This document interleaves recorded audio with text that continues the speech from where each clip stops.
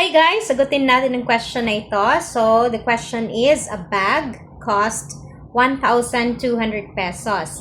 It is on sale for 25% off. How much is the sale price? Intindihin muna natin ang problem. So, ang bag daw is, ang kanyang price, 1,200 pesos. Tapos, naka-sale siya ng 25% off. So, magkano na lang yung presyo ng bag? Okay, so isolve natin siya. Ang gagawin natin is kukunin natin ang 25% ng 1,200. So, paano natin yun siya kukunin?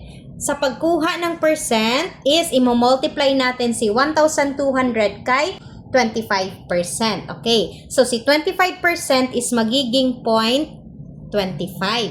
Bakit siya naging 0.25? So, 25% para mawala ang kanyang percent, gagawin mo siyang decimal number. Okay, so mag-move ka ng dalawang decimal place value, 1, 2, kaya naging 0.25 siya.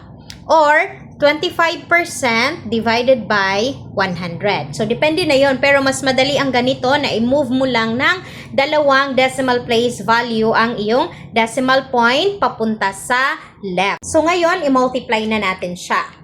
So, 5 multiplied by 0 is 0. 5 times 0 is 0. 5 times 2 is 10. Bring down 0, carry 1. 5 times 1 is 5 plus 1 is 6.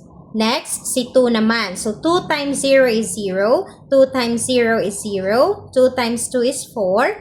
And then, 2 times 1 is 2. And then, i-add natin. So, 1, 2, 3, tatlong 0. 1, 2, 3. 6 plus 4 is 10. Bring down 0, carry 1. 1 plus 2 is 3. So, ilang decimal place value meron tayo? 1, 2. So, maglagay din tayo ng dalawang decimal place value sa ating sagot. 1, 2. Okay. So, ang naiwan is 300. So, 300 pesos pala ang 25% ng 1,200. So, dahil 300 pesos ang 25%, so si 300 is isubtract natin kay 1,200. So, 1,200 minus 300. Okay? So, 0 minus 0 is 0. 0 minus 0 is 0. 2 minus 3 cannot be. So, mag-borrow ng 1 kay 1. So, si 2 naging 12. So, 12 minus 3 is 9. Okay. So, ang sagot is 900 pesos. Ang sale price pala ng ating bag na tag 1,200 na merong discount na 25% is 900 pesos. So, 900 pesos na lang yung bag.